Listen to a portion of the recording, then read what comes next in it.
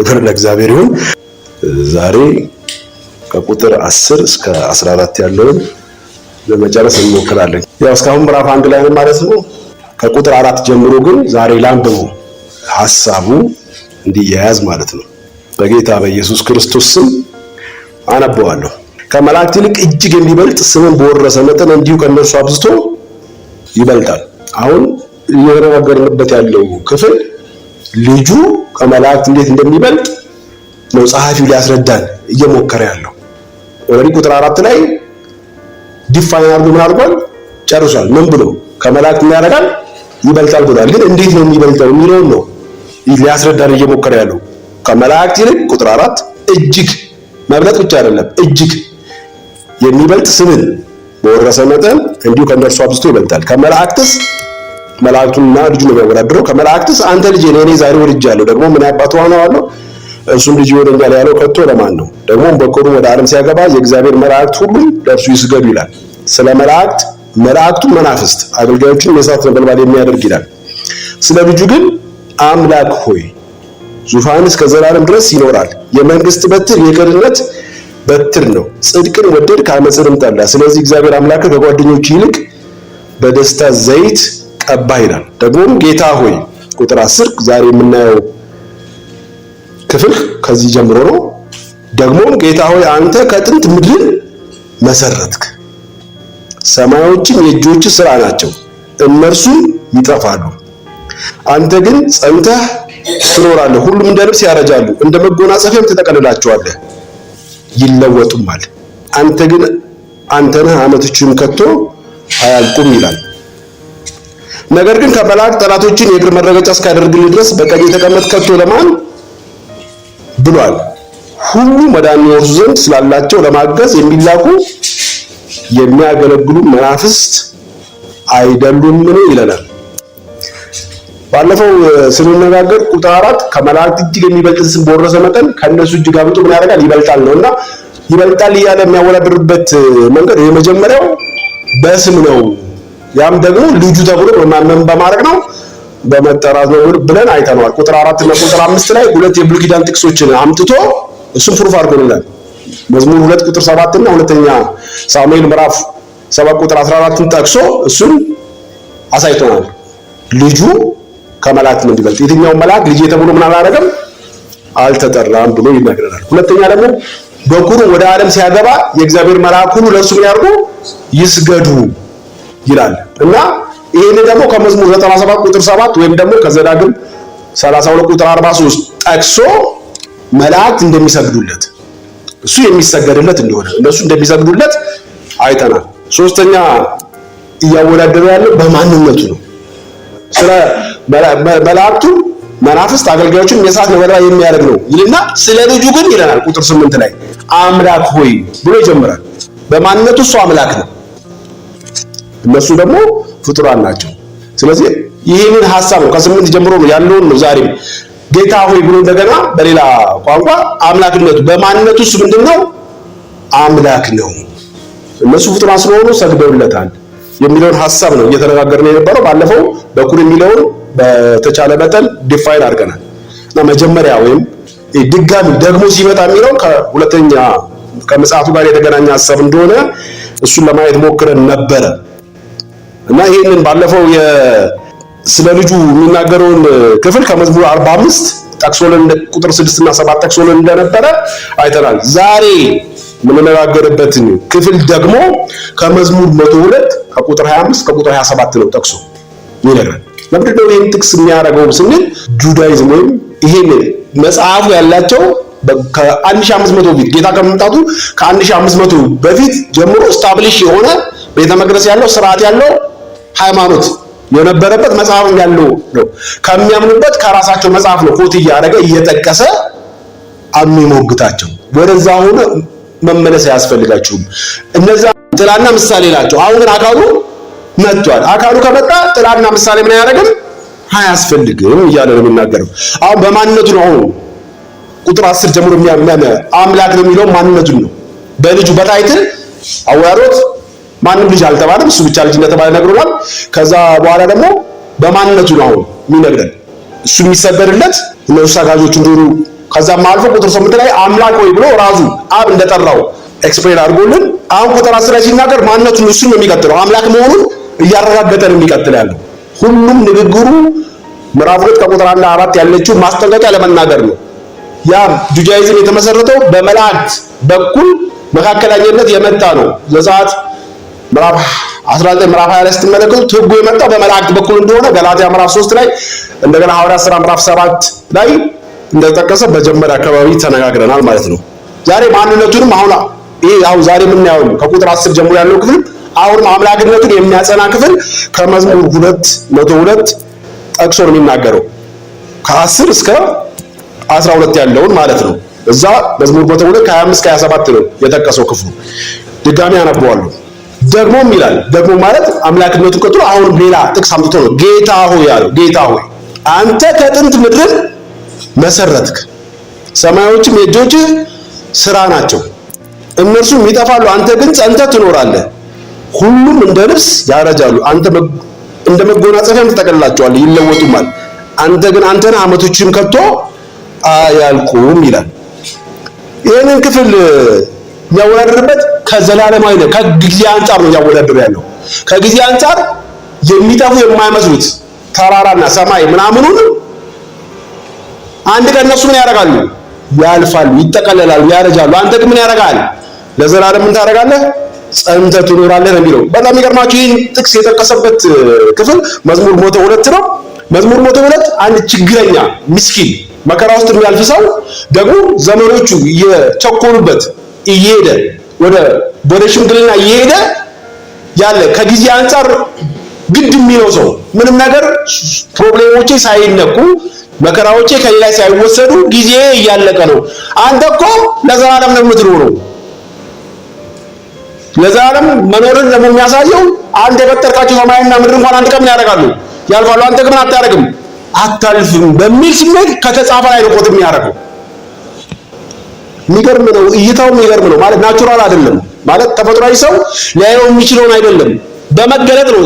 እነዚህ ክፍሎች ስለመሲሁ የሚያወሩ ናቸው ብሎ ኮት እያደረገ ስድስተኛውን ጥቅስ ነው የሚጠቅስልን። አሁን ስድስተኛውን ጥቅስ ጠቅሶ ነው አሁን የሚሞግታቸው።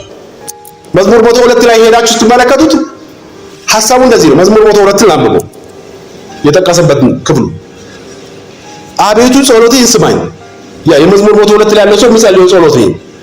ጩኸቴ ወደ አንተ ይድረስ በመከራዬ ቀን። በመከራ ውስጥ ያለ ሰው ነው። ፊትህን ከኔ አትመልስ፣ ጆሮን ወደ እኔ አዘንብል። መሰማት የሚፈልግ ሰው ነው። በጠራው ቀን ፈጥነህ ስማኝ። ቁጥር 3 ዘመኔ እንደ ጢስ አልቃለችና። ግድ የሚለው ያ መዝሙር 102 ላይ ያለው ሰው ጊዜው ያለፈበት እየሄደ ከጊዜ አንፃር የሚጨነቅ ሰው ነው። የተናገረው ነው እሱ ጠቅሶ ይሄ የተነገረው ስለ መሲሁ ነው። ጌታ ሆይ ብሎ የሚለው መሲሁን ነው ልጁን ነው ብሎ የዕብራውያን ጸሐፊ ቆታ ያደረገልን አውዱን እንድታዩት ነው ያለ የተጠቀሰበትን አውዱ። ቁጥር 3 ዘመኔ እንደ ጢስ አልቃለች፣ አጥንቶቼም እንደ ማቃጠያ ተቃጥለዋል። በመከራ ውስጥ እያለፈ ያለ ሰው ነው። እህል መብላት ተረስቶኛልና ተቀሰፍኩ፣ ልቤም እንደ ሳር ደረቀ። ከጩኸቴ ድምፅም የተነሳ አጥንቶቼ በስጋዬ ከስጋዬ ጋር ተጣበቁ። እንደ ምድረ በዳ እርኩም ራሱ ከሰው አውርዶ ከእንስሳ ጋር የሚያመሳስልበት ደረጃ ይደርሳል። ሰው ከሚያልፍበት ፕሮብሌም የተነሳ እንደ ምድረ በዳ እርኩም መሰልኩ። በፈረስ ቤት እንዳለ ጉጉቶ ተጋሁ። የሚተጋ ነው ደግሞ ቸልተኛ ማለት ነው። በሰገነትም እንደሚኖር ብቸኛ ድንቢጦ። ጠላቶቼ ሁልጊዜ ይሰድቡኛል፣ የሚያሰድዱኝ ተማማሉብኝ። አመድን እንደ እህል ቅሜያለሁና። የሚያልፍበትም በጣም በፕሮብሌም ውስጥ የሚያልፍ ነገ ወይም አሁን በዚህ ደቂቃ ጉዳዩ እንዲነካለት የሚፈልግ ሰው ግን ጉዳዩ ሳይነካ ጊዜ እየሄደበት ያለ ወደ እርጅና ውስጥ እየገባ ያለ ሰው ነው። ከጊዜ አንፃር ፕሮብሌም አልተረካም እያለ የሚነጋገር የሚከራከር ሰው ነው፣ የሚጸልይ ሰው ነው ይሄ ሰው።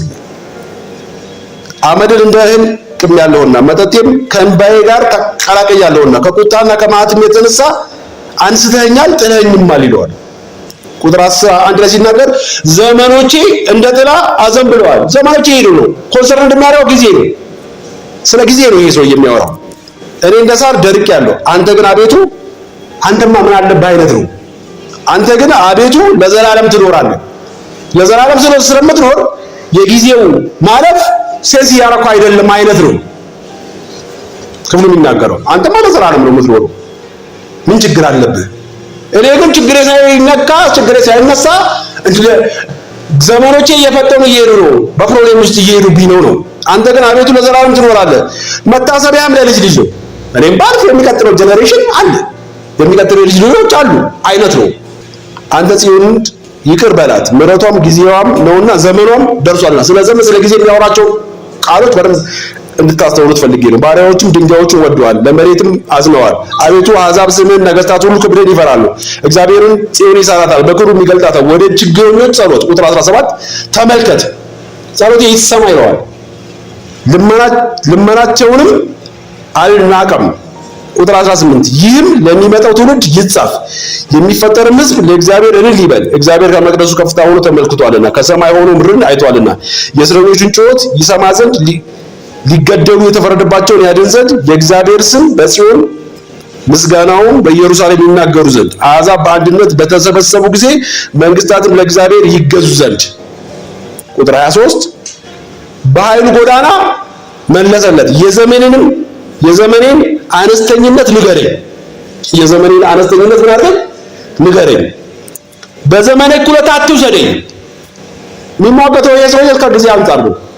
አትውሰደኝ፣ ዓመቶች ለልጅ ልጅ ናቸውና። ያንተ ዓመቶች ለልጅ ልጅ ናቸው፣ የኔ ግን አነስተኛ ስለሆነ በእኩሌታ ምን አታድርግ፣ አትውሰደኝ ነው። ከዚህ በኋላ ነው ይህን ጥቅስ የሚጠቅሰው። አቤቱ አንተ ከጥንት ምድር መሰረትክ፣ ሰማያትም የእጆችህ ስራ ናቸው። እነርሱ ይጠፋሉ። ሚጠፋ ተራራው ምናምን አንድ ቀን ያደርጋል፣ ይጠፋሉ። አንተ ግን ትኖራለህ። አንተ እኮ ለዘላለም ትኖራለህ። የኔ እድሜ አጭር ነው። አንተ ግን ምድርን ስትመሰርት ነበርክ። አሁን ምድር ከተመሰረተች ቁጥር ስፍር የሌለው ዓመት ኖራለች። ወደፊትም ደግሞ አንድ ቀን ትጠቀልላቸዋለህ ከነሱ። ከዛም በኋላ ከተጠቀለሉም በኋላ አንተ ምን ታደርጋለህ? ትቀጥላለህ። እኔ ግን የሆነ ቦታ ምንም ነገር ሳይፈታ ምን ላደርግ ነው? ላልፍ ነው። ከዘመን ከጊዜ አንጻር ነው ኮንቴክስቱ። ይሄን መዝሙር 2 የተጻፈው እሱም ይሄን ጥቅስ ነው የወሰደው። ከጊዜ አንጻር መላእክት ምን ያደርጋል? ይበልጣል። አንድ ቀን መላእክት ተፈጥረዋል። እሱ ግን ፈጣሪ ስለነበረ ከመፈጠራቸው በፊት ምንድን ነበረ ነው። አሁን ይበልጣል እያለ ያወዳደረልን ያለው አሁን ከዘመንም አንጻር ከጊዜም አንጻር መላእክት ምን ያደርጋል ነው ይበልጣል። ሰውየው ይሄ ጻፊው የሚጸልየው መዝሙር 2 ላይ የሚጸልየው እየጸለየ ያለው በምን ጉዳይ ላይ ነው? ጊዜን አስመልክቶ ነው። ከጊዜ አንጻር ጻፊ ደግሞ ኮታ አደረገና አንተ ለዘላለም የምትኖር ነህ፣ መላእክት ግን ለዘላለም የሚኖሩ አይደሉም።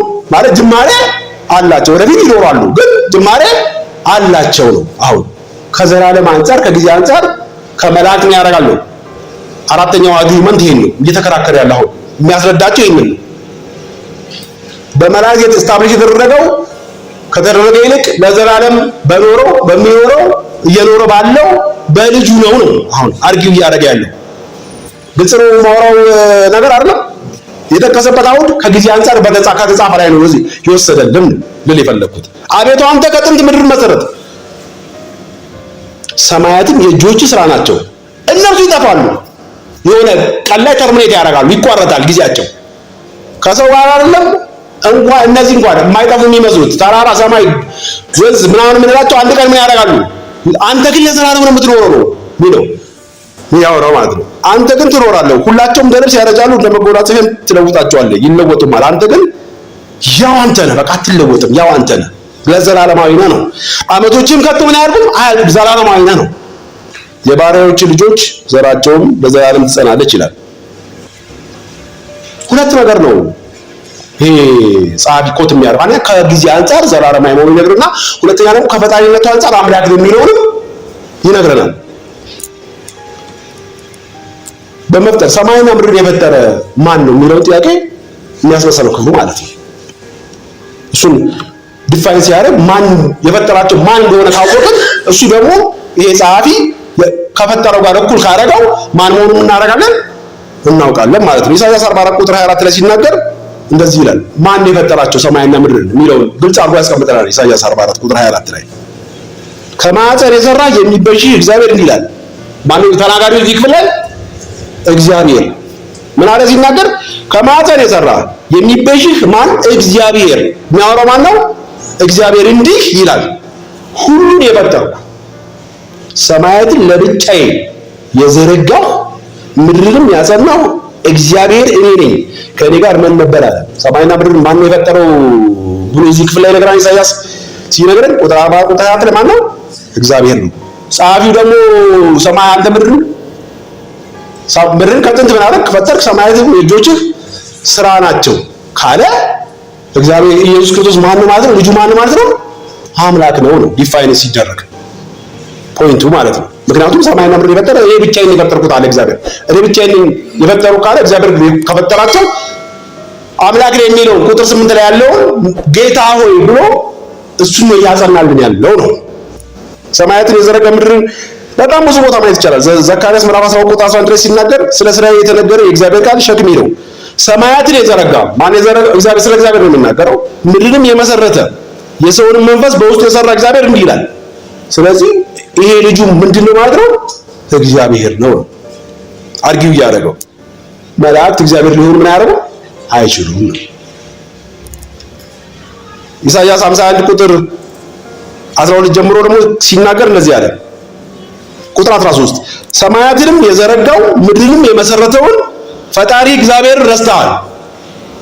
በጣም ብዙ ጥቅስ መጥቀስ ይቻላል። ኢየሱስ ክርስቶስ ዲቫይን ነው፣ መለኮት ነው፣ አምላክ ነው የሚለውን በዚህ መንገድ ምን ማድረግ ይቻላል? ፕሩፍ ማድረግ ይቻላል። ባለፈው ሳምንት እሱን ክፍሎች አምላክ ነው ክሊርሊ በብላክ ኤንድ ዋይት ጻፉትን ጠቅሰን ስላስቀመጥን ማለት ነው። አሁን ቁጥር 10 ነው ያየነው ማለት ነው። ቁጥር 10 ምንድን ነበር የሚለው? ጌታ ሆይ አንተ ከጥንት ምድርን መሰረትክ፣ ሰማዮችም የእጆችህ ስራ ናቸው። ሰማይና ምድር የመሰረተው ደግሞ ባየናቸው ጥቅሶች ማን ነው? እግዚአብሔር ነው ነው። ስለዚህ ልጁ ምንድነው? እግዚአብሔር ነው። ስለዚህ በማንነት ከመላእክት ምን ያደርጋል? ይበልጣል። በጊዜም ክፍሉ ደግሞ የተጠቀሰበት ከጊዜ አንጻር ስለሆነ የሚጸልየው የነበረው ሰውዬ በዘላለማዊነትም ከጊዜ አንጻር ከመላእክት ምን ያደርጋል? ይበልጣል ነው። ሁለት ፖይንት ነው እዚህ ላይ ያስቀምጣል ማለት። ቁጥር 11 እነርሱም ይጠፋሉ ከጊዜ አንጻር ሲያወዳድራቸው ማለት ነው። አንተ ግን ጸንተህ ትኖራለህ። ሲያወዳድራቸው የሆነ ጊዜ ላይ እነሱ ምን ያደርጋሉ? ይጠፋሉ። አንተ ግን ለዘላለም ታደርጋለህ፣ ትበልጣለህ ማለት ነው። ሁሉም እንደ ልብስ ያረጃሉ። ቁጥር 11 ይሄን ነው የሚነግረን። ምድርና ሰማይ እንደ ልጁ ዘላለማዊ ስራው አንድ ቀን ይጠፋሉ። እንዴት እንደሚጠፉ ኢሳይያስ 34 ላይ ከራሳቸው ያውቁታል። ይሄን ብሉይ ኪዳን በደንብ ጠንቅቀው ስለሚያውቁ ያውቁታል። ይሄ ሲነግራቸው አንድ ቀን ይጠፋሉ ሲላቸው ምን እያላቸው እንደሆነ ለእነሱ ግልጽ ነው። ለምሳሌ ኢሳይያስ 34ን በአእምሯችን የሚመጣ ይመስለኛል። ኢሳይያስ 34 እንደዚህ ይላል፣ የሰማይ ሰራዊት ሁሉ ይበሰብሳሉ፣ ሰማያትም እንደ መጽሐፍ ጥቅልል ይጠቀለላሉ። ብሉይ ኪዳን ላይ ነው ይሄ አሁን ያነበብኩላችሁ ያለሁት። ከወይንና ከበለስ ቅጠል እንደሚረግፍ ሰራዊታቸው ሁሉ ይረግፋሉ አንድ ቀን። ሴፌ በሰማይ ሆና እስክትራካ ድረስ ጸጥታለች። እነሆ በኤዶምያስና በረገምኩት ሕዝብ ላይ ፍርድ ትወርዳለች ይላል። በአዲስ ኪዳን ራእይ ላይ ያላችሁ ይሄንን ስትመለከቱ መቼ እንደሚሆን ሲናገር ራእይ ምዕራፍ 20 ቁጥር 11 ላይ እንደ መቼ እንደሚጠፉ ሲነግረን ታላቅና ነጭ ዙፋንን በእርሱ ላይ የተቀመጠውን አየሁ። ምድርና ሰማይ ከፊቱ ሸሹ፣ ስፍራም አልተገኘላቸውም። አንድ ቀን ጉዝ መስለው አይሄዱም ብለን የምናስባቸው አንድ ቀን ከፊቱ ምን ያደርጋሉ? ይሸሻሉ ነው። እሱ ግን ለዘላለም ምን ያደርጋል? ይኖራል ነው። ኢሳይያስ 65 ብሉይ ኪዳን ላይ ሄዳችሁ ተመልከቱ። እነሆ አዲስ ሰማይና አዲስ ምድርን እፈጥራለሁ፣ የቀደሙት አይታሰቡም። እነዚህ አሁን የምናያቸው የማይታሰቡበት ዘመን ምን ያደርጋል? ይመጣል። ወይም ልብም አይገቡም፣ ወደ ልብም ምን ያደርጉም አይገቡም። ነገር ግን በፈጠርኩት ደስ ይበላችሁ፣ ለዘላለም ሐሴት አድርጉ። እነሆ ኢየሩሳሌም ለሐሴት ሕዝቧም ለደስታ እፈጥራለሁና ይላል። ማቴዎስ 4:24 ቁጥር 45 ሁላችንም የምናውቀው ጥቅስ ይሄው እንኳን ሁሉንም ምናልባት ማስታወስ ቢያቅተን ሁላችንም የምናውቀው ጥቅስ ማቴዎስ ምዕራፍ 24 ቁጥር 38 ላይ ሰማይና ምድር ምን ያደርጋሉ? ያልፋሉ፣ ቃሌ ግን ለዘላለም አያልፍም። በዚህ አትሊስት ማስታወስ የምትችሉ ይመስለኛል። ጸሐፊው በማንነትም እሱ እግዚአብሔር ነው፣ በጊዜም ከመላእክት ምን ያደርጋል? ይበልጣል ነው እያለን ያለው። ቁጥር 12 ላይ ሲናገር ደግሞ እንደ መጎናጸፊያ ተጠቀልላቸዋል። አፈጻጸማቸው እንዴት ነው የሚሆነው የሚለውን ነው የሚነግረን። እዚህ ይለወጡማል። አንተ ነህ ዓመቶችም ከቶ ምን ያደርጉም አያልቁም።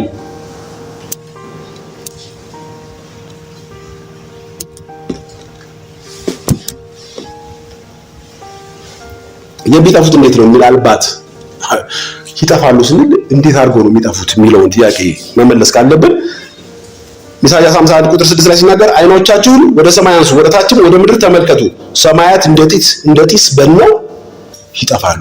አንድ ቀን ይሄ ሰማይ እንደ ጢስ በነው ምን ያደርጋል? ይጠፋል። ምድርም እንደ ልብስ ታረጃለች። በጣም በተደጋጋሚ ነው ያለው። አይታችኋል። እንደ ልብስ ያረጃል ማለት ነው ቀርብ ነው ለነሱ የሚገባቸው። ልብስ እኮ ማለት ብዙ ጊዜ እኛ ሸሚዛችን ከላይ ብዙ ሸሚዝና ካልሲ ላይ በወንዶች ነው እንግዲህ እናንተ እህቶችን ብዙም አላውቅም። ብዙ ጊዜ ይበሳል አይደል? የካልሲያችን ይበሳል። ሸሚዛችን ደግሞ ነጥቦ እዚህ ጋር አይታችሁታል። በቃ እንዲህ ቅድድ ምናምን ብለው እንደሱ አርጅተው አንድ ቀን ምን ያደርጋሉ? ይጣራሉ። ያው ብዙ ጊዜ ወንዶች ላይ እንደዚህ አይነት ብዙ ያጋጥማል። ካልሲ ብዙ ጊዜ ሳናውቀው እኔ ላይ እንደዛ ብዙ ጊዜ ሲሄድ አንድ 4 25 ወይ ምናምን ገዝቼ ነው እና ዝም ያደርጋል። ግን የሆነ ቦታ ላይ ስርስ እኩል ሁሉም ብስት ነው ይላሉ። እንደገና አረጁ ማለት ነው። እንደዚህ አይነት ማለት ነው የሚሆነው ማለት ነው። እንደዛ አንድ ቀን እነዚህ ጉዝ ምንም ስታብሊሽ ነው የማይነቃነቁ የሚመስሉት ነገሮች ምን ያደርጋሉ? እንደ ጢስ በነው ምን ያደርጋሉ? ይጠፋሉ ነው የሚለን። ሁለተኛ ጴጥሮስ ምዕራፍ 3 ላይ ክሊር ያስቀምጦታል። ምክንያቱም እዛ ላይ ዘባጆች አሉ። ይሄ ሰማይ እስከዛሬ አለ፣ ምድርም እስከዛሬ አለች፣ የቱ ጋር ነው የሚጠፋው ምናምን የሚሉ ሰዎች እንዴት አድርገው እንዳደረገ ጴጥሮስ በአዲስ ኪዳን ሲነግረን አሁን ያሉ ሰማያትና ምድር ሁለተኛ ጴጥሮስ ምዕራፍ 3 ከቁጥር 7 ጀምሮ አሁን ያሉ ሰማይና ምድር ግን እግዚአብሔርን የማያመልኩ ሰዎች እስከሚጠፉበት ቀን ድረስ ተጠብቀው በዚያ ቃል ለእሳት ቀርተዋል። የማያምኑ ሰዎች እድሉን አግኝተው መዳን እስከሚያገኙ ድረስ ነው ያሉት። ግን ለእሳት ምን አድርገዋል? ተጠብቀዋል። አንድ ቀን በእሳት ምን ያደርጋሉ? ይቀልጣሉ ነው። እናንተ ግን ወዳጆቼ በጌታ ዘንድ አንድ ቀን እንደ 1000 ዓመት 1000 ዓመትም እንደ አንድ ቀን እንደሆነ ይህንን አንድ ነገር አትርሱ። እንዴት ይቀልጣሉ የሚለው ነው አድሬስ እያደረኩ ያለሁት ኢንተረስትድ የሚያደርጋችሁ ከሆነ ማለት ነው። ለአንዳንዶች የሚዘገይ ነው የሚመስላቸው ጌታ ስለ ተስፋ ቃሉ አይዘገይም፣ ነገር ግን ሁሉ ወደ ንስሐ እንዲደርሱ እንጂ ማንም እንዳይጠፋ ወዶ ስለእናንተ ይታገሳል። የጌታ ቀን ግን እንደ ሌባ ሆኖ ይመጣል። በዚያ ቀን ጌታ በሚመጣበት በዳግም ምጽአቱ ማለት ነው። በዚያ ቀን ሰማያት በታላቅ ድምጽ ያልፋሉ። እንዴት ነው የሚያልፉት? በታላቅ ድምጽ ምን ያደርጋሉ? ያልፋሉ። የሰማይ ፍጥረታት ሰማያት ብቻ ሳይሆን በሰማይ ፍጥረታቸው ማለት ነው በትልቅ ትኩሳት ይቀልጣሉ። ምድርም በእርሷ ውስጥ የተደረገው ሁሉ ይቃጠላል። በእሳት ውስጥ ነው የሚያልፉት ነው። ይህ ሁሉ እንዲህ የሚቀልጥ ከሆነ የእግዚአብሔር ቀን መምጣት እየጠበቃችሁና እያስቸኮላችሁ በቅዱስ ኑሮ በእግዚአብሔር መምሰል እንደምን ልትሆኑ ይገባችኋል። አንድ ቀን እንደሚቀልጡ ካወቃችሁ በቅድስና መኖር ምን ያደርጋችኋል? ይጠበቅባችኋል። ምንም ይሄ የማይቀር ነገር ነው። ስለዚያ ቀን ሰማያት ተቃጥለው ይቀልጣሉ። እንዴት የሚለው ተቃጥለው ነው የሚለን ክብሩ ሲነግረን ወደ ጴጥሮስ ምዕራፍ 3 የሚነግረን ተቃጥለው ይጠፋሉ ነው የሚለን። የሰማይ ፍጥረታት በትልቅ ትኩሳት ይፈታል። ነገር ግን ጽድቅ የሚኖርባት አዲስ ሰማይና አዲስ ምድር እንደ ተስፋ ቃሉ እናደርጋለን እንጠብቃለን ነው። ይሄ በዳግም ምጽአት ጊዜ እንዴት እንደሚፈጸም ኤክስኪዩት እንዴት እንደሚደረግ ዲቴይሉ ማየት ከፈለጋችሁ ራዕይ ምዕራፍ 6 ላይ ሲናገር እንደዚህ ይላል። ሰማያት እንደ መጽሐፍ ተጠቅልሎ አለፈ። ይሄ እያየው ነው። በቪዥን ሲያየው ተጠቅልሎ ሲያልፍ ምን ያደርጋል? በራዕይ እያየው ነው የሚል ፓስት ቴንስ አድርጎ ነው የሚነግርልን። ኦልሬዲ በተግባር እየተከናወነ እንደሆነ አድርጎ ነው የሚነግረን። ሰማይ እንደ መጽሐፍ ተጠቅልሎ አለፈ። ተራራዎችና ደሴቶች ሁሉ ከስፍራቸው ተወሰዱ። አይቶታል ዮሐንስ በራዕይ ፓስት እንደሆነ አድርጎ ነው የሚነግረን። ተወሰዱ ይለናል። የምድር ነገስታትና መኳንንት፣ ሻለቃዎችም፣ ባለጠጋዎችም፣ ኃይለኛዎችም፣ ባሪያዎችም፣ ጌቶችም ሁሉ በዋሻዎችና በተራራዎች አለቶች ተሰወሩ። ሰም ፓርቱ ሲሄድ በሆነ ፓርት ላይ ተሰወሩ ይለናል። ተራራዎችና አለቶች በላያችን ውደቁ፣ በዙፋኑ ከተቀመጠው ፊት ከበጉቶ ቁጣ ሰውሩን፣ ታላቁ የቁጣው ቀን መጥቷልና ማንስ ሊቆም ይችላል አሏቸው ይላል። እዛ ላይ ላለመድረስ እንዳንቆም ጌታ ስለደረሰልን እግዚአብሔር ይመስገን። አሜን። በዛ ቀን ተራራዎች ውደቁብን ነው የሚል። ምክንያቱም ተራራዎች ራሱ ቀልጠው ነው የሚጠፉት። ምናያት ፀሐይ እንኳን ለኛ እንደምናስባት አይደለም። ወደ ላይ እንደዚህ የሚፈነጠቅ እሳት እንደሆነች ይናገራሉ። አሁን ያለችው ማለት ነው። በጣም ትንሽ ጋላክሲዎች ከጋላክሲዎች ካሉት ጋላክሲዎች በጣም ትንሿ እንደሆነች ይናገራሉ አስትሮኖመሮች ማለት ነው። ራዕይ ምዕራፍ 8 ላይ ሲናገር መላእክቶቹ እንዴት እንደተፈጸመ እንዴት እንደሚፈጸም ሲናገር ሰባቱ መላእክት ያዙ፣ ሰባቱ መላእክት ሲነፉ ተዘጋጁ። ይሄን የሚያስፈጽሙት መላእክቱን የእሳት ነበልባል ማለት ከጃጅመንት ጋር ነው ከፍርድ ጋር ነው ባለፈው የሚገናኘው ብዬ ተነጋግረን ነበር። መናፍስት የሚያለውን አንዳንድ ትርጉሞች ነፋሳት ብሎ ይተረጉሙታል። ምክንያቱም በዕብራይስጥኛው መንፈስ የሚለውና ነፋስ የሚለው አንድ አይነት ተርም ስለሆነ አንድ አይነት ወርድ ስለሆነ ማለት ነው። መንፈስ የሚለው ከመላእክት አንፃር የማይታዩ ፈጣን የሚለው ሲያሳይ እሳት ናቸው ወይም የሚሉት ደግሞ ፍርድ የሚያስፈጽሙ እንደሆነ የሚያሳዩ ናቸው ብዬ ባለፈው ሳምንት ምን አድርገነዋል አይተነዋል ማለት ነው። ምናልባት ጊዜ ካለን ስለ መላእክት የሚደርሱ ከሆነ ማን ናቸው የሚለውን ስራቸው ምንድነው የሚለው መጨረሻ ላይ ለማየት እጅግ ጊዜ ካለን እናየው ይሆናል። ግን አሁን ሰባቱ መላእክት ቆመው ፍርድ እያስፈጸሙ ባሉበት ሰዓት ራዕይ 8:6 ላይ ሲናገር ሰባቱ መላእክት የያዙ ሰባቱ መላእክት ሲነፉ ተዘጋጁ። ፊተኛው መልአክ ነፋ። የመጀመሪያው ሲነፋ ደምም የተቀላቀለበት በረዶና እሳት ሆነ፣ ወደ ምድርም ተጣለ። የምድርም ሲሶ ተቃጠለ። 1/3 የምድር ክፍል ቀለጠ። ይሄ የሚሆነው ነው ዮሐንስ በራእይ ያየ የጻፈልን ክፍሉ ላይ አንተ ከጥንት ምድር መሰረት ሰማያትን የእጆችህ ስራ ናቸው። እነሱ እንደ ልብስ ያረጋሉ፣ ያረጃሉ፣ እንደ ሸማም ታረጋቸዋለህ፣ ትጠቀልላቸዋለህ። አንተ ግን ያው አንተ ነህ ዓመቶችን ከቶ ምን ያደርጋል አያልቁም የሚለውን እንዴት ይፈጸማሉ የሚለውን አሁን እያየሁ ያለሁት። ፊተኛው መልአክ ሲነፋ እንዴት ይጠፋሉ? ይጉዝ ሆኖ የሚጠፋው ነገር ስለማይመስለን እኮ ነው። ፊል ስለማናረገው ለዘላለም ስታብሊሽ ሆኖ የቆየ ስለሆነ ስለማይመስለን ነው። አሁን ያንን ፊል እንድናረግ ነው ይሄን ክፍል ማነብ ያለሁት። ቃሉ እውነት ስለሆነ አንድ ቀን እንደሚሆን እርግጠኛ እንድንሆን ነው። አፈጻጸሙን መጽሐፉ ውስጥ እንደጻፈ እንደነገረን እንድንረዳ ነው እያነበብኩ ያለሁት። መጀመሪያ 1/3 ነው። ፊተኛው መልአክ ነፋ። ሰባት መላእክት ሰባት መለከት ይዘው ቆመዋል። የመጀመሪያው ሲነፋ ፍርዱ የተፈጸመው ፍርድ ነው አሁን እዚህ ላይ የሚነግረን። ፊተኛው መልአክ ነፋ፣ ደምም የተቀላቀለበት በረዶና እሳት ሆነ፣ ወደ ምድርም ተጣለ። የምድርም ሲሶ ተቃጠለ፣ የዛፎቹም ሲሶ ተቃጠለ። ሳፎቹ የዛፎቹ የለመለመ ሳር ሁሉ ተቃጠለ። ሁለተኛው መልአክ ነፋ። ሁለተኛው መልአክ በእሳት የሚቃጠል ታላቅ ተራራን የሚመስል ነገር በባህር ላይ ተጣለ። ሁለተኛው ወደ ባህር ነው። የባህርም ሲሶ ደም ሆነ። በባህር ከሚኖሩ ህይወት ካላቸው ፍጥረታት ሲሶ ሞተ። ምድር ብቻ ሳይሆን የባህርም 1/3 ምን አደረገ? ተቃጠለ ነው የሚለን። የመርከቦችም ሲሶ ጠፋ። ሶስተኛው መልአክ ነፋ። ሶስተኛው ሲነፋ ደግሞ እንደ ችቦም የሚቃጠል ታላቅ ኮከብ ከሰማይ ወደቀ። ከሰማይ ወደቀ። በወንዞች አሁን ደግሞ ወደ ወንዞች፣ ወደ ምድር፣ ወደ ባህር፣ አሁን ደግሞ ወደ ወንዞች። ሶስተኛው መልአክ ነፋ፣ እንደ ችቦም የሚቃጠል ታላቅ ኮከብ ከሰማይ ወደቀ፣ በወንዞችና በውሃም ምንጮች ሲሶ ላይ ወደቀ። የኮከቡም ስም እሬቶ ይባላል አለ። የውሃውም ሲሶ መራራ ሆነ። መራራ ሆነ። መራራም ስለተደረገ በውሃው ጠንቅ ብዙ ሰዎች ሞቱ። 1/3 ሰውም አብሮ እያለቀ ነው ማለት ነው። አራተኛው መለከት ነፋ። የፀሐይ ሲሶና ፀሐይ ወደ ላይ ደግሞ ሄደ።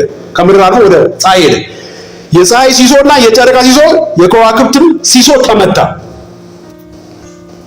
የነዚህ ሲሶ ይጨልም ዘንድ የቀንም ሲሶ እንዳይበራ እንዲሁም የሌሊት 1/3 ሆነ ማለት ነው። አየሁም እንደ ንስር በሰማይ መካከል እየበረረ በታላቅ ድምፅ ሊነፉ ያላቸው የሶስቱ መላእክት መለከት ስለሚቀረው ድምፁ በምድር ላይ ለሚኖሩት ወዮላቸው ወዮላቸው ወዮላቸው ሲል ሰማለ። አራቱ ጃጅመንት ሄደ። ሶስቱ አቆይቶ ነው ይነግራል። አንድ ቀን እንደዚህ ይሆናል።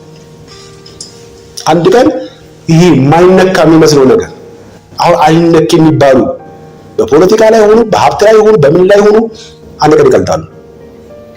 ጌታን የመረጠ ሰው በጌታ ውስጥ የሆነ ሰው በምንም አይነት ውስጥ ቢያልፍ ግን ተስፋ አለው። አሜን። የበጉ ፊት በሱ ላይ ምን አያደርግም? አይከብድበትም። አንተ በጎ ባሪያ እና ወደ ተዘጋጀልህ ግባ ነው የሚባለው። አሜን። ተሰሎንቄ ላይ ሲናገር የዳግም ምጽአቱ ለኛ ማጽናኛ ነው። ማጽናኛ አድርጎ ነው የነገረን ማለት ነው። ስለዚህ ይህ ክፍል ከመዝሙር 45 ከ25 ከ27 ላይ ጸሐፊው የጠቀሰልን ክፍል ደግሞ ጌታ ሆይ አንተ ከጥንት ምድርን መሰረት ሰማዮችም የእጆችህ ሥራ ናቸው፣ እነርሱም ይጠፋሉ፣ አንተ ግን ጸንተህ ትኖራለህ። ሁሉም እንደ ልብስ ያረጃሉ፣ እንደ መጎናጸፊያም ትጠቀልላቸዋለህ፣ ይለወጡማል፣ አንተ ግን አንተን ዓመቶችም ከቶ አያልቁም የሚለው ለተደራሲያኑ ለሚጽፍላቸው ሰዎች አንደኛ በማንነቱ አምላክ ነው፣ በጊዜ ደግሞ ዘላለማዊ ነው። መላእክት ግን በማንነታቸው ምንድን ናቸው? ፍጡራን ናቸው። ዘላለማዊ አይደለም፣ ጅማሬ አላቸው። እያወዳደረ ያለው በልጁ በማን በስም በታይትል አወራሮ ይበልጣል ብሎናል። ከዛ የሚሰግዱለትና የሚሰገዱለት እንደሆኑ አሳይቶን ነግሮናል። በማንነቱ ደግሞ እሱ አምላክና ዘላለማዊ የሚለውን አሳይቶ ከመላእክት ምን ያደርጋል ነው ይበልጣል ነው። ቁጥር 4 ነው ዲፋይን ያደረገው። ቁጥር 13 ሰባተኛውን ጥቅስ ይጠቅሳል። ቁጥር 13 ነገር ግን ከመላእክት ጠላቶችን የእግርህ መረገጫ እስካደርግልህ ድረስ በቀኝ የተቀመጥ ከቶ ለማን ብሎ ይላል። ይሄ የተጠቀሰው ከመዝሙሩ 110 ቁጥር 1 ላይ ነው።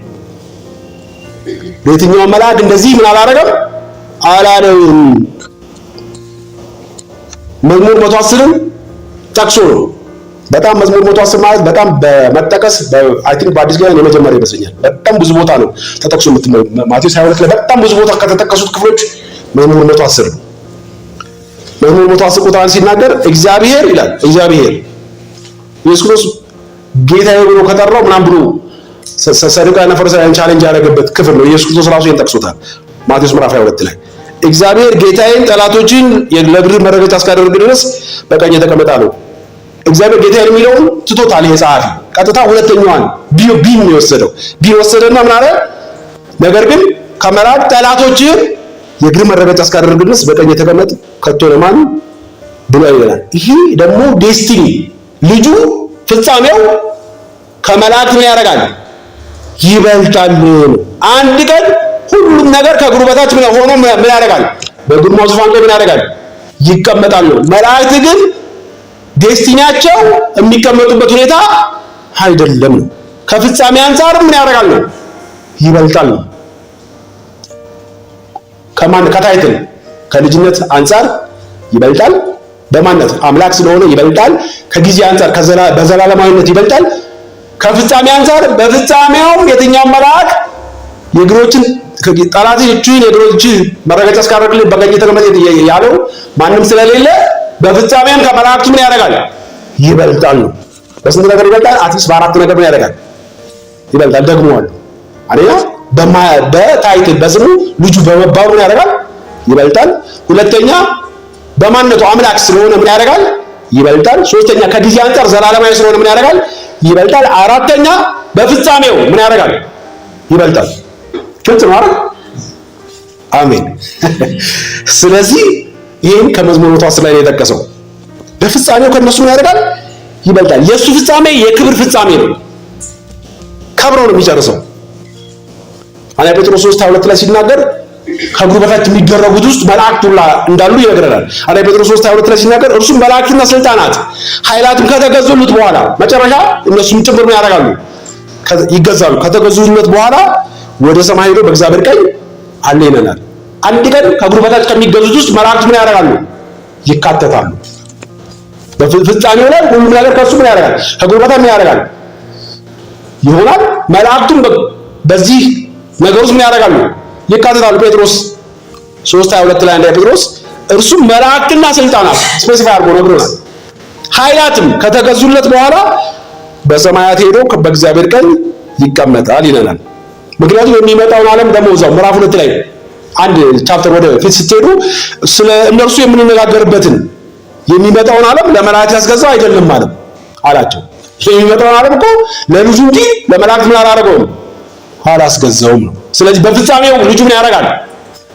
ይበልጣል ነው። ስለዚህ በመላእክት መካከለኝነት ከመጣው ስርዓትና ሃይማኖት በልጁ መካከለኝነት የመጣው ምን ያደርጋል? ይበልጣል። የእሱ አርጊውመንት ይሄ ነው።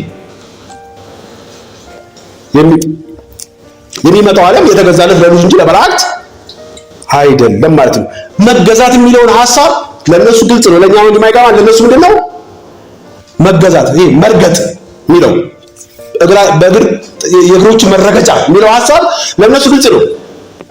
ኢያሱ ምዕራፍ 10 ላይ ሐሳቡን ታገኙታላችሁ። ኢያሱ ምዕራፍ 10 ላይ ኢያሱ ምዕራፍ 10 ላይ ቁጥር 5 ላይ ሲናገር አምስቱ የአሞራውያን ነገስታት 5 ነገስታት ያወራል። እነዚህ ነገስታት የአሞራውያን ምንድን ናቸው? ነገስታት ናቸው። የኢየሩሳሌም ንጉስ ያኔ በእነሱ ቁጥር ስላልነበረ ማለት ነው፣ ገና እየወረሱ እየሄዱ ስለነበረ ማለት ነው። የኬብሮን ንጉስ፣ የየርሙዝ ንጉስ፣ የለኪሶ ንጉስ፣ የአዶላም ንጉስ ከሰራዊቶቻቸው ሁሉ ጋር ተሰብስበው ወጡ። ከገባዖን ጋር ሊጋጠሙ ከበቧቸው። አሁን ጊዜ ስለሌለኝ ቁጥር 23ን አነበዋለሁ ሂጄ። እንዲህም አደረጉ። አምስቱም ነገስታት የኢየሩሳሌም ንጉስ፣ የኬብሮን ንጉስ፣ የየርሙዝ ንጉስ፣ የለኪሶን ንጉስ፣ የአዶላም ንጉስ ከዋሻው ወደ እርሱ አወጧቸው፣ ያዟቸው ማለት ነው። ጦርነቱ ተደረገና መጨረሻ ላይ ያዟቸውና ኢያሱ ጋር አመጧቸው። ኢያሱ ያለው ምን እንደሆነ ልታስቡ ነው። ከእግሮቹ በታች የሚለውን ሐሳብ ከየት እንዳመጣው ወይም ለነሱ እንዴት ግልጽ እንደሆነ እንዲገባችሁ ነው። ማሸነፍን ነው የሚያሳይ፣ የመጨረሻው ድል መሆኑን የሚያሳይ ሐሳብ ነው። ከእግሮቹ በታች ተገዙለት ማለት ኤቭሪቲንግ ተጠናቆ አለቀ ማለት ነው። ቁጥር 24 ላይ እነዚያም ነገስታት ወደ ኢያሱ ባመጧቸው ጊዜ ኢያሱ የእስራኤልን ሰዎች ሁሉ ጠራ፣ ህዝቡ ሁሉ ጠራና ከእርሱም ጋር የሄዱትን የሰልፈኞቹን አለቆች ቅረቡ፣ በእነዚህም ነገስታት አንገት ላይ እግራችሁን አኑሩ አላቸው። ዝም ብሎ መግደል ይችል ነበር፣ ግን አንገታቸው ላይ ቁሙባቸው አለ። ከእግሩ በታች ማለት ነው። ነገስታት ናቸው እኮ ከእግራቸው በታች አስደረጋቸው። ሐሳቡ በእነሱ ሐሳብ ውስጥ በእነሱ ካልቸር ውስጥ ያለ ሐሳብ ነው። እግራችሁን አኑሩ አላቸውም። ቀረውም በአንገታቸው ላይ እግራቸውን አኑሩ። ኢያሱም እግዚአብሔር በምትዋጓቸው በጠላቶቻችሁ ሁሉ ላይ ከዚህ በኋላ በምትዋጓቸው ማለት ነው እንዲሁ ያደርጋልና ከእግሮቻችሁ በታች ምን ያደርጋል? ያስገዛላችኋል። ያደርጋልና አትደንግጡ፣ አትፍሩ፣ አትደንግጡ፣ ጽኑ፣ አይዟችሁ አላቸው።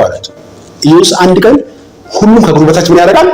ይገዛል። ከመላእክት ግን ሁሉ ከእግሮቹ በታች ይገዛለታል ለማንም ምን አላደረገም አላለም። እነሱ እንደውም ምን የሚያደርጉት ናቸው? የሚገዙት ውስጥ ናቸው ነው። ሁሉ ከእግሮቹ በታች እንደተገዛለት ኤፌሶን 1 ማንበብ ትችላላችሁ። ቁጥር 17 ስለ ኢየሱስ ሲናገር የክብር አባት የጌታችን ኢየሱስ ክርስቶስ አምላክ እርሱም በማወቅ የጥበብና የመገለጥ መንፈስ የሚሰጣችሁ ለምናለሁ። ስለ ኢየሱስ ለመረዳት የጥበብና የመገለጥ መንፈስ ያስፈልጋቸዋል ነው የኤፌሶን ሰዎች የሚነግራቸው። ለኛ የሚያስፈልገን አመሳችሁ። አሁን ግን እየገለጠልን ነው። አሜን፣ ክብር ለእግዚአብሔር ይሁን። ይህም የልባችሁ አይኖች ሲበሩ የመጥራቱ ተስፋ ምን እንዲሆን የተጠራችሁበት ነገር ማየት የከበረ እንደሆነ እንዲገባችሁ ማለት ነው። የተጠራንበት ጥሪ እጅግ የከበረ ነገር ነው። አሁን ኑሮ፣ ፖለቲካው፣ ማህበራዊ ምናምኑ አደብዝዞታል። ስለዚህ ነው ሻይቲ በየቀኑ እየመጣ ሊያነቃን የሚጎተጉታል። ከዛ ነገር ተላቀን ይህን ነገር ማየት እንድንችል የሚሞክረው ማለት ነው። መውደድ እንድንችል ምናምን ይነግረን ማለት ነው። የልቦናቸው አይኖች መብራት አለባቸው እሱን ለመረዳት። ምክንያቱም የጠራንበት ጥሪ በጣም ስፔሻል ጥሪ ነው። ከምንም አይነት ጥሪ የበለጠ ጥሪ ነው። ግን የመንፈስ እርዳታ ይፈልጋል የሚለን እነዚህ ሰዎች ይሄ ነገር ስላልገባቸው ነው ወደኋላ ለማፈግፈግ እየዳዱ የነበሩት። ይህም የልባቸው አይኖች ሲበሩ መብራት ይፈልጋል። የመጥራቱ ተስፋ የተጠራንበት ጥሪ ተስፋው ምን እንዲሆን እንደሆነ እንድታውቁ ማለት ነው። በቅዱሳንም ዘንድ ያለው የርስት ክብር ባለጠግነት የምንወርሰው ማለት ነው።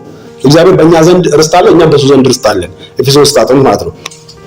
የርስት ክብር ባለጠግነት ምን እንዲሆን ለምናምን ከሁሉ የሚበልጠው የኃይሉ ታላቅነት የትንሣኤው ኃይል ነው የሚያወራው እዚህ። ምን እንዲሆን ታውቁ ዘንድ ነው ይላል። ቁጥር 20 ክርስቶስም የኃይሉ ታላቅነት ምን እንደሆነ ሲነግረን የትንሣኤው ኃይል ምን ያደርግ የከበረ ግሎሪየስ እንደሆነ ሲነግረን ቁጥር 20 ሲናገር ክርስቶስን ከሙታን ሲያስነሳው ከአለቅነትና ከስልጣናት እነዚህ በአራቱም የሚያሳዩ ባለፈው ተናግረናል። ከኃይልም ከጌትነትም ሁሉ በላይና በዚህ ዓለም ብቻ ሳይሆን ነገር ግን ሊመጣ ባለው ዓለም ደግሞ ከሚጠራው ስም ሁሉ በላይ በሰማያዊ ስፍራ በቀኙ ሲያስቀምጠው በክርስቶስ ባደረገው ሥራ የብርታቱ ጉልበት ምን ያደርጋል? ይታያል። ሰማይና ምድር ሲፈጥር እግዚአብሔር የሆነ ጉልበት ምን አድርጓል? የሆነ ኃይል አድርጓል፣ ተጠቅሟል። ይሄ ግን እንደሱ አይደለም። የመጨረሻው የእግዚአብሔር ጉልበት የእግዚአብሔር ኃይል የተገለጠው ክርስቶስ ኢየሱስ ከሙታን ተነስቶ በቀኙ ምን ሲያደርግ ነው? ያስቀመጠው ነው። እሱ የትንሣኤው ኃይል ነው የሚለው እሱ ለኛ መሰጠን እኮ የልቦናችሁ ግን አይኖች መብራት ያለበት ነው የሚለው እሱ ግን ለኛ አቬለብል ነው፣ ለቤተ ክርስቲያን አቬለብል ነው የሚለው። ቁጥር 22 ሁሉን ከእግሩ በታች አስገዛለት። ሃሌሉያ። ትንሣኤው የመጨረሻው ፓወር ተጠቅሞ ነው ማለት ነው። እዛ ቦታ ላይ ኢየሱስ ክርስቶስ ለማድረግ የመጨረሻውን ፓወር ተጠቅሞ ነው። እዚህ ሮሜ ዕብራውያን ምዕራፍ 5 ላይ ሲናገር ምንም ልጅ ቢሆን ከተቀበለው መከራ ምን አደረግን ይላል? መታዘዝን ተማረ ይላል። ኢቭን ኢየሱስ ሊሰውን አይደለም ስለታዘዘም ጭምር ያ ቦታ የተሰጠው። ሃሌሉያ። ሁሉን ከእግሩ በታች አስገዛለት። ከሁሉ በላይ ራስ እንዲሆን ለቤተ ክርስቲያን ሰጠው። ቤተ ክርስቲያን ቁማት እኛ አካሉ ነን፣ እሱ ራሳችን ነው። አካልና ቦዲ ሊገነጣጠል ምን ያደርጋል? አይችልም። የኔ ጭንቅላትና የኔ ኩላሊት መገናጠል ይችላል እንዴ? እንደዚህ አይነት አንድነት ነው ያለን። እሱ ቅርንጫፍ ነው፣ እኛ ምንድን ነን? እሱ ግንድ ነው፣ እኛ ምንድን ነን? ቅርንጫፍ ነን። እንግራፍት ተደርገናል እዛ ላይ። የዚህ አይነት ግንኙነት ነው ያለን። ይህን እንደዚህ አይነት ፊል ለማድረግ የልቦናችሁ አይኖች ይብሩ ይለናል። ሁሉ ከእግሩ በታች አስገዛለት፣ ከሁሉ በላይ እንዲሆን ለቤተ ክርስቲያን ሰጠው። እርሷም ይላል አካሉና ሁሉም በሁሉ የሚሞላ የእርሱ ሙላቱ ነው ይችላል። we are part of his body። ሃሌሉያ። ፊልጵስዩስ ምዕራፍ 2 ላይ ይሄ ከስሙ ሁሉ የሚበልጥ ስም እንደሰጠው ይናገራል። ይሄ ስለሌለኝ እሱ ማንበብ አልችልም። ሁሉ ከተገዛለት በኋላ ፊልጵስዩስ ምዕራፍ 2 ቁጥር 28 ብቻ አንብቡ። ሁሉ ከተገዛለት በኋላ እግዚአብሔር አንደኛ ቆሮንቶስ ምዕራፍ 15 ግን አንብቡ። ምንድነው ግቡ? ሁሉ ከተገዛለት በኋላ ምን ማለት ነው? ግቡ ምንድነው ሲለን አንደኛ ቆሮንቶስ ምዕራፍ 15 ላይ ነግሮናል። ነገር ግን እያንዳንዱ በራሱ ተራ ይሆናል፣ ክርስቶስም እንደ በኩራት ነው። በኋላ በመምጣቱ ለክርስቶስ የሆኑት ናቸው። በኋላ መንግስቱን ለእግዚአብሔር ለአባቱ አሳልፎ በሰጠ ጊዜ ዓላማው ሁሉ ነገር ከተገዛለት በኋላ መንግስቱ ተጠቅልሎ በልጁ ከገባ በኋላ ለአምን ማድረግ ነው። ወደ ኦሪጂናል ነገር ሁሉ የምንመለሰው ሰው ሳይወድቅ ወደ ነበረው ነገር ነው እግዚአብሔር መመለስ የሚፈልገው። በኃጢአት ምክንያት ተበላሽቶ የነበረውን ነገር መመለስ ነው የሚፈልገው እግዚአብሔር። አንድ ቀን በክርስቶስ የተበላሸው ነገር ተጠቅልሎ ተስተካክሎ ለእግዚአብሔር ምን ያደርጋል? ተመላሽ ይደረጋል ነው የሚለው። ነገር ግን እያንዳንዱ በራሱ ተራ ይሆናል። ክርስቶስ እንደ በኩራት ነው፣ ስለዚህ ሳይሆን የሚናገረው።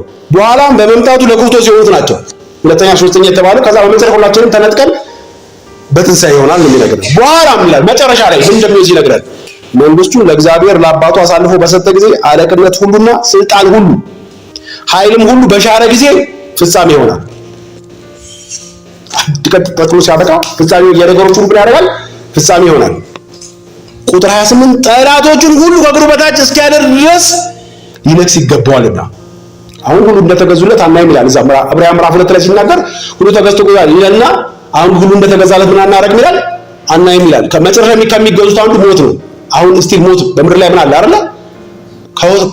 ጌታ ሁሉ ነገር ሲያጠናግር ከዳግም በኋላ ከንጥቀት በኋላ ሞት የሚባል ነገር አይኖርም። እዚሁ ይነግረናል። ጠላቶቹ ሁሉ ከእግሩ በታች እስኪያደርግ ድረስ ሊነግስ ይገባዋልና የኋለኛው ጠላት የሚሻረው ሞት ነው።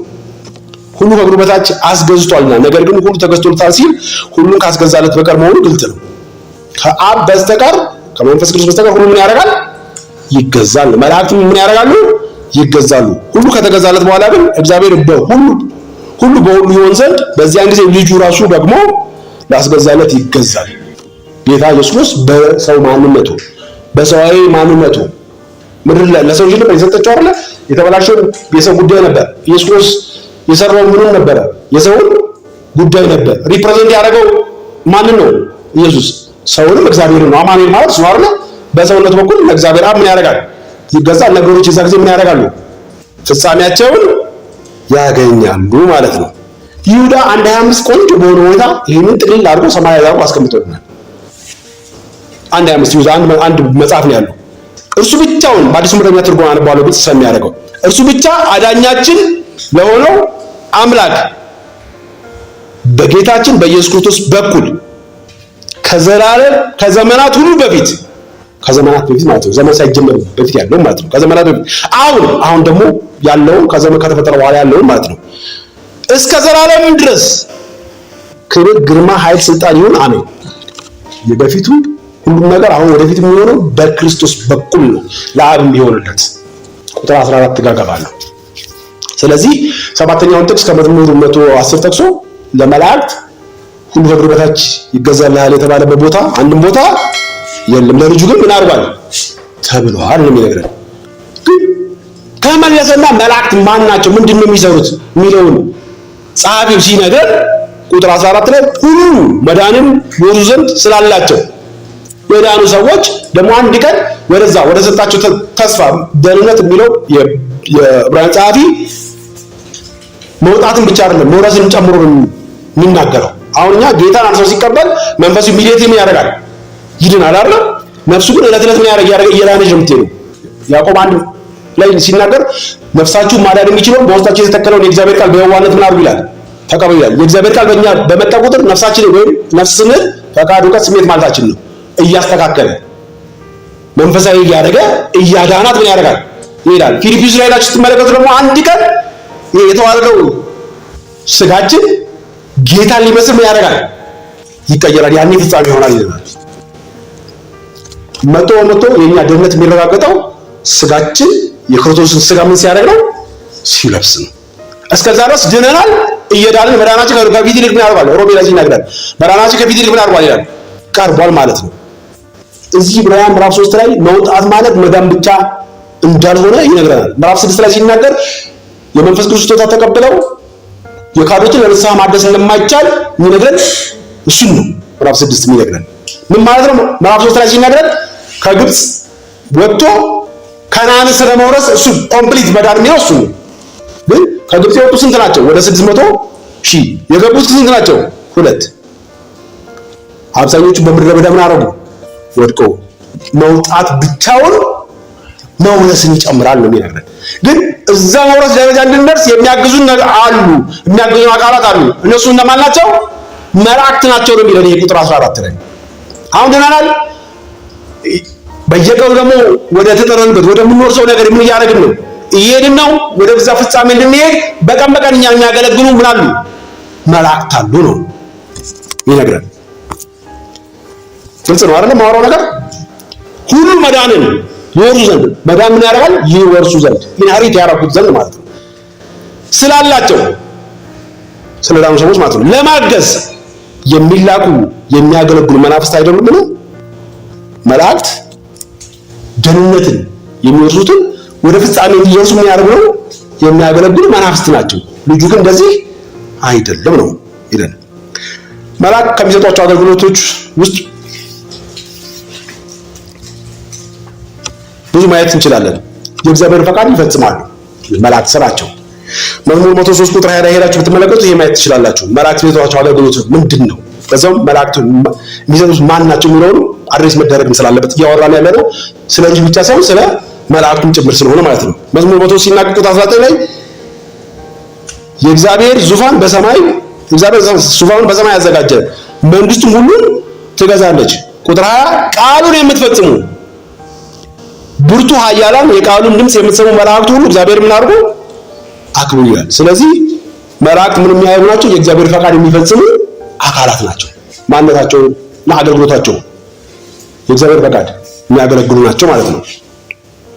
ሁለተኛ ቅድም ያነበብኩት የዳኑትን ለማገልገል የሚላኩ መናፍስት ናቸው ስራቸው ማለት ነው። ሶስተኛ ደግሞ የሚመሩ ናቸው። መንፈስ ቅዱስ ይመራል። አንዳንዴ አልፎ አልፎ ፊልጶስን ወደዛ ምናምን እንደሚለው አይነት የጌታን መልአክ ተቆሞ አበረታኝ ምናምን የሚለው በተለይ በብሉይ ኪዳን አሁን እንኳን መንፈስ ቅዱስ አለን። በብሉይ ኪዳን በጣም በተደጋጋሚ መላእክትን ጉብኝት እናያለን። የመምራት አገልግሎት ሲያገለግሉ ትመለከታላችሁ። ዘፍጥረት 24 ላይ ሲናገር እንደዚህ አለ። ቁጥር 7 ከአባቴ ቤት ከተወለድኩባት ምድር ያወጣኝ ይህችን ምድር እሰጥሃለሁ ብሎ የነገረኝ የማለልኝ የሰማይ አምላክ እግዚአብሔር አብርሃም ነው የሚናገረው። እርሱ መልአኩን በፊት ይሰዳል፣ ከዚያም ለልጄ ሚስት ትወስዳለህ አለው። የሚመራ የመምራት ነው። በብሉይ በባይብላቸው ስናገኝ የሚሰሩት ከቤት ሰሩት አገልግሎት የመምራት ስራ የሚያደርጋሉ፣ ያከናውናሉ ነው። አራተኛ ላይ ደግሞ ፕሮቴክት ያደርጋሉ፣ ይጠብቃሉ። መዝሙር 34 ቁጥር 7 ላይ ሲናገር የእግዚአብሔር መልአክ በሚፈሩት እግዚአብሔርን በሚፈሩት ሰዎች ዙሪያ ይሰፍራል ያድናቸውማል። ሆኖስ በእያንዳንዳችን ቤት ላይ የተመደቡ እኛ የሚጠብቁ መላእክት አሉ ማለት ነው። በዚህ ጥቅስ መሰረት አሜን። በስራ ቦታችን ስንሄድ የትም ስንሄድ እኛ እግዚአብሔር የሚፈሩትን ሰዎች ነው የሚለው ለማዳን የሚሰፍሩ መላእክት አሉ ይላል። ፕሮቴክት ያደርጋሉ ማለት ነው። አገልግሎታቸው ነው እየተናገርን ያለ ነው። የማጽናናት አገልግሎትም እንደሚሰጡ ማየት እንችላለን። ሐዋርያ ሥራ ምዕራፍ 27 ላይ ስለ መላእክት ተናግረን ስለ መላእክት ትንሽ ማወቅ ስላለብን ነው ይሄንን እያወራ ያለሁት። ከክርስቲያን አንፃር እንደ ኢቫንጀሊካል እንዴት ነው ሪሌት የምናደርገው የሚሆን ምንድነው የሚያገለግሉት የሚለውን እንድናቅ ነው የማወራ ያለሁት። ሐዋርያት ሥራ ምዕራፍ 27 ላይ ከቁጥር 23 ጀምሮ የእርሱ የምሆንለት ጳውሎስ የሚናገረው የእርሱ የምሆንና ደግሞም የማመልከው የእግዚአብሔር መልአክ በዛች ሌሊት በአጠገቤ ቆሞ ነበር። እርሱም ጳውሎስ ሆይ አትፍራ፣ በቄሳር ፊት ልትቆም ይገባል፣ እነሆም እግዚአብሔር ከአንተ ጋር የሚሉትን ሁሉ ሰጥቶሃል አለኝ ይላል። ለጳውሎስ መንፈስ ቅዱስ መስማት ይችላል፣ የሚሰማ ሰው ነው። ግን መልአክ ነው በትሙ ሲያረጋግጣላችሁ፣ ሲያጽናናው፣ ሲያበረታው ትመለከታላችሁ ማለት ነው። አንዳንዴ እንደዛ ይሆናል ማለት ነው። በብሉይ ኪዳን በጣም ብዙ ጊዜ የዳኑትን ለማገልገል ስለሚል እንዴት እንደዳኑ የዳኑ ሰዎችን የእግዚአብሔር ሕዝቦችን እንዴት እንዳገለግሉ ለማየት ከፈለጋችሁ ሁለተኛ ነገሥት ምዕራፍ 6 ላይ ቁጥር 16 ጀምሮ ማየት ትችላላችሁ። እርሱም ከኛ ጋር ያሉት ኤልሳ ነው የሚናገረው። ይሄን ከእነርሱ ጋር ካሉት ምን ያደርጋሉ? ይበልጣሉና አትፍራ። ኤልሳም አቤቱ ያይ ዘንድ ዓይኖቹን እባክህ ግለጥ ብሎ ጸለየ። እግዚአብሔርም የብላቴናውን ዓይኖች ገለጠ፣ አየም፣ እነሆ በኤልሳም ዙሪያ ያሉት የእሳት ፈረሶችና ሰገሮች ተራራውን ሞልተው ነበር ይላል። የዳኑትን ለማገልገል የሚለው እንዴት መቼ የት ቦታ እንዳገለገሉ ምሳሌ እንዲሆን ነው። ይሄን ሁለተኛ ነገሥት ምዕራፍ 6ን ማነብ ያለሁት ማለት ነው። ሎጥን ዳንኤልን እንዳዳኑ ዘፍጥረት ምዕራፍ 19ን ዳንኤል ደግሞ ምዕራፍ 6ን ቁጥር 22 ማንበብ ትችላላችሁ። ግን መላእክት ራሳቸው ምንድናቸው? አትሊስት ይሄን ሳንነቀው ይሄን ክፍል ከጨረስን ትክክል ስለማይሆን ምንድናቸው የሚለውን አሁን ያወራው አገልግሎታቸውን ነው። ግን መላእክት ራሳቸው ምንድናቸው የሚለውን ትንሽ ማለት ያለብን ይመስለኛል። መላእክት የተፈጠሩ ፍጥረት ናቸው፣ ጅማሬ አላቸው። ይሄን እንዴት ነው የምናውቀው ስንል መዝሙር 148 አንድ ጀምሮ ሲናገር ሃሌሉያ እግዚአብሔር ሰማያትን ከሰማያት አመስግኑ፣ በአርያም አመስግኑ፣ መላእክቱ ሁሉ አመስግኑት፣ ሰራዊቱ ሁሉ አመስግኑት፣ ፀሐይና ጨረቃ አመስግኑት። አሁን የተፈጠሩት ፍጥረታት ነው እየጠራ አመስግኑት የሚላቸው። ከነዛ ውስጥ መላእክቱን ጠርቷቸዋል። መላእክቱ ሁሉ አመስግኑት፣ ሰራዊቱም ሁሉ አመስግኑት፣ ፀሐይና ጨረቃ አመስግኑት፣ ከዋክብትና ብርሃን ሁሉ አመስግኑት፣ ሰማያት አመስግኑት፣ የሰማያት በላይም ውሃ እርሱ ብሏልና ሆኑ። እነዚህ ሁሉ ብሏልና ምን አደረጉ? የሚያመሰግኑት ለምንድን ነው? እሱ ሲናገርም ስላደረጉ ነው፣ ስለተፈጠሩ ነው። እርሱም አዟልና ተፈጠሩ። ስለዚህ ከሚያመሰግኑት ውስጥ መላእክት ስለሆኑ ምን ያደርጓት? ጅማሬ አላቸው። በእግዚአብሔር ምን ያደርጉ ናቸው? የተፈጠሩ ናቸው ነው። የእግዚአብሔር ስም ያመስግኑ። ቆላስይስ 1:15 እና 16 ላይ ሲናገር እርሱ የማይታይ አምላክ ምሳሌ ነው። ስለ ጌታ ሲናገር የሚታዩትም የማይታዩትም ዙፋናት ቢሆኑ ወይም አለቅነት ወይም ጌትነት ወይም ስልጣናት በሰማይ በምድር ያሉት ሁሉ ፍጥረት በእርሱ ምን አድርገዋል? ተፈጥረዋል። ከፍጥረታት ሁሉ በፊት በኩር ነው። ሁሉ በእርሱና ለእሱ ተፈጥሯል። ስለዚህ መላእክት ምንድን ናቸው? የሆነ ቦታ ምን ያደርጉ ናቸው? የተፈጠሩ ናቸው። አምላክ አይደሉም። ለሁላችንም ግልጽ ቢሆን ጥቅሶቹን ስለሚያስፈልጉ ማለት ነው። ሁለተኛ ደግሞ እንደ ሰው ሥጋ አይደሉም፣ መንፈሳዊ አካላት ናቸው። ለዚህ ነው ቁጥር 1:14 ላይ ሲናገር ሁሉ መዳን ይኖሩ ዘንድ ስላላቸው ለማገዝ የሚላኩ የሚያገለግሉ መናፍስት አይደሉም ይላል። ስለዚህ ማንነታቸው ምንድነው? መንፈሳዊ አካላት ናቸው ነው። ሶስተኛ ደግሞ የማይሞቱ ናቸው መላእክት።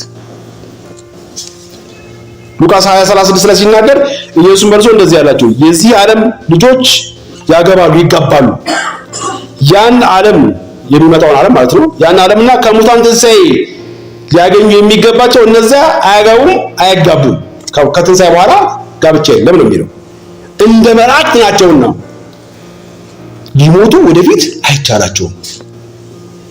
የትንሣኤ ልጆች ስለሆኑ የዘር ልጆች ናቸውና መላእክት ምን የሚያደርጉ አይደሉም፣ ሊሞቱ አይደለም። እነዚህ እኮ ነው ሰይጣን ችግር ይሆንብን።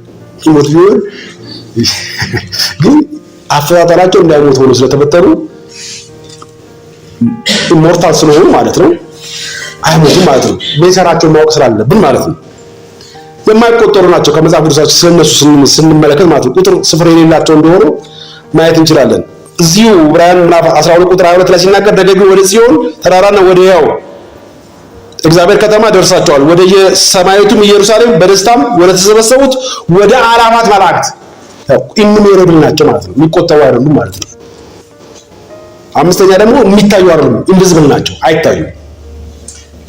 ዘኍልቍ ምዕራፍ 22 ላይ የበለዓም ታሪክ ታዩት። አህያዋ ታያዋለች፣ እሱ ግን ማየት ምን አላደረገም ስላልቻለ አህያውን ሲደበድብ ትመለከታላችሁ።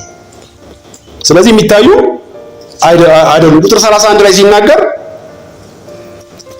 ዘኍልቍ 22:31 ላይ እግዚአብሔርም የበላምን አይኖች ከፈተ። ማየት አይችልም ነበር። አህያዋ ታዋለች፣ በየመንገድ ላይ የቆመ ነበር፣ ግን አይታይም ነው መልአክ። እግዚአብሔርም የበላምን አይኖች ከፈተ።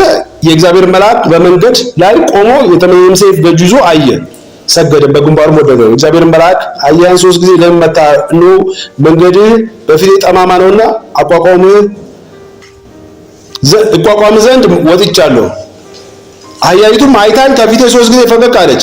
ከፊቴ ፈቀቅ ባላለች በእውነት አሁን አንተም በገደልኩ እሷም ባዳንኳት ነበር አለው። ስለዚህ መላእክት ኢንቪዚብል ናቸው፣ የሚታዩ አይደሉም። ኔቸራቸው ነው ያዋለ። ይሄ ማጣቁት አይደለም፣ ጥቅሱ እንድታቁት ነው ማነብ ያለሁት ማለት ነው። ሌላ ደግሞ አያገቡም አያጋቡም። እንግዲህ የተፈጠሩት በአንድ ቀን ነው የተፈጠሩት ማለት ነው። እንደ ልጅ እንደ ሰው ባልና ሚስት ሆነው ልጅ ሆኖ አይደለም ያደጉት ማለት ነው። ሰምዴይ ሲናገር እኩል በአንድ አይነት እድሜ ነው የተፈጠሩት ማለት ነው። ጾታ ይኖራቸው አይኖራቸው አይደሉም፣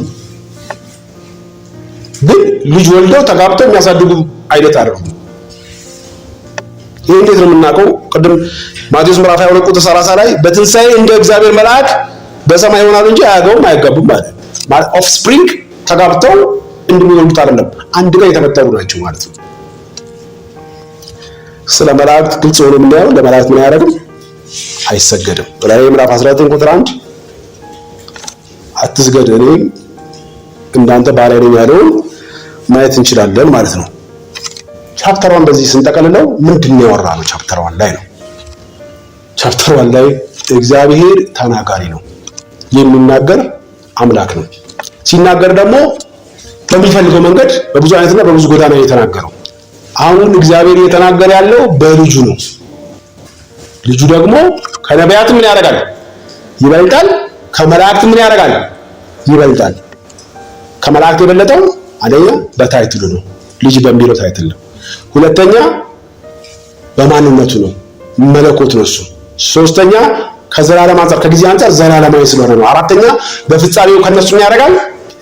ይበልጣል ነው። ስለነበረን ጊዜ እግዚአብሔር የተመሰገነ ይሁን። ይህ መልእክት በመጽሐፍ ቅዱስ ጥናት ቻናል የተዘጋጀ የሚቀርብ የመጽሐፍ ቅዱስ ትምህርት ነው። በቻናላችን የምናቀርባቸው ትምህርቶች የወንጌላውያን አብያተ ክርስቲያናት አስተምሮ ላይ የተመሰረተ የመጽሐፍ ቅዱስ ትምህርቶች የሚቀርቡበት ሲሆን የወንጌሉ አማኙን ማህበረሰብ ለማነጽ ጠለቅ ባለ ዝግጅት ተዘጋጅተን ቀርበናል። ሰምተው ይታነጹበት። ቻናላችንን ሰብስክራይብ በማድረግ ቤተሰብ ይሁኑ። ጥያቄና አስተያየት ካለዎት በስልክ ቁጥራችን በ0911 14 1047 ይደውሉ። ጌታ ይባርኩ።